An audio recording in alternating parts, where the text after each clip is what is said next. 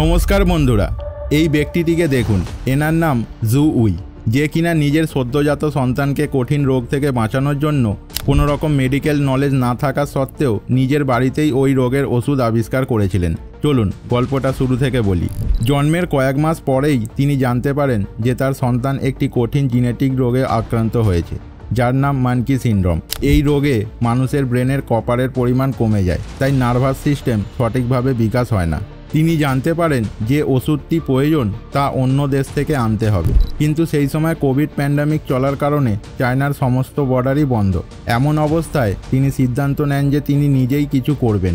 তিনি ইন্টারনেট থেকে এই রোগ সম্পর্কে তথ্য সংগ্রহ করে একটি হোমমেড ল্যাবে পরীক্ষা করা শুরু করেন। কয়েক মাস পরে একটি ওষুধ তৈরি করে নিজের সন্তানকে খাওয়ানো শুরু করেন ও নিয়মিত ব্লাড টেস্ট করতে থাকেন। কিছুদিন পর তিনি লক্ষ্য করেন যে তার সন্তান ধীরে ধীরে সুস্থ হতে শুরু করেছে।